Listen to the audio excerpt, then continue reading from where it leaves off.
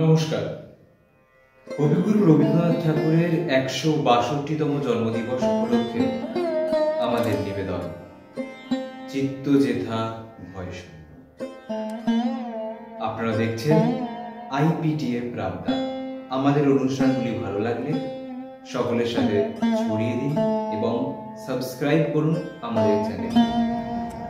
চিত্ত যেথা ভয় শূন্য, উচ্চ যেথা শির, জ্ঞান যেথা মুক্ত, যেথা গৃহের প্রাচীর।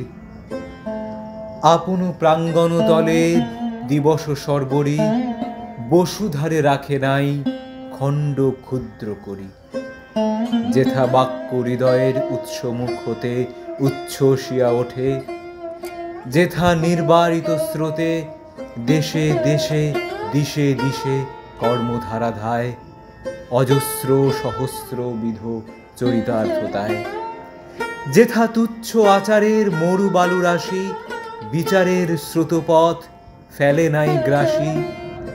পৌরুষেরে করেনি শতধা, নিত্য যেথা তুমি সর্বকর্ম চিন্তা আনন্দের নেতা। নিজ হস্তে নির্দয় আঘাত করিপিত, ভারতের সেই স্বর্গে করজাগন্ত।